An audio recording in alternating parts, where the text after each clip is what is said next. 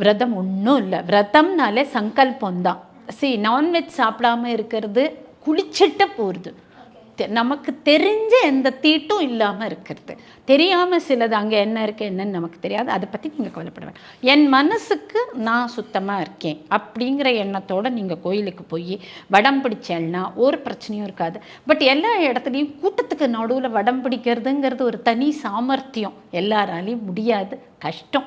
அதனால் கஷ்டப்படாதீங்க, உங்களை கஷ்டப்படுத்திக்கோன்னு எந்த கடவுளும் சொல்லலை. எந்த கடவுளும் நம்மளோட அப்பா அம்மா மாதிரி. அவங்க என்ன சொல்கிறாங்கன்னா, உனக்கு மெச்சூரிட்டி வர வரைக்கும் காத்துட்ருக்கேன். இப்போ பிறந்த குழந்தைக்கு பருப்பு சாதம் ஊட்ட மாட்டாங்க. 1 ஸ்பூன் 2 ஸ்பூன் பால் கொடுப்பாங்க. அதே குழந்தை 5 வயசு ஆயிடுச்சுன்னா 1 டம்ளர் பால் கொடுப்பாங்கல்ல, அதே அம்மா தானே. அது மாதிரி தான் அவங்க நம்மளை பார்க்குறாங்க. நம்மளுக்கு எந்த கஷ்டத்தையும் அவங்க கொடுக்கல. நமக்கு ஏன் கம்மி பால் கொடுக்குறாங்க, அவங்களுக்கு ஏன் கூட பால் கொடுக்குறாங்கன்னா நம்ம இன்னும் வளரணும்னு ஆசைப்படுறாங்க, அவ்வளவுதான். சரியா?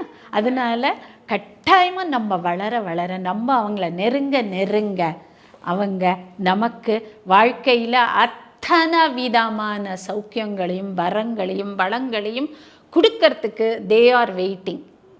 நாம் தான் அதை தட்டி வாங்கணும்.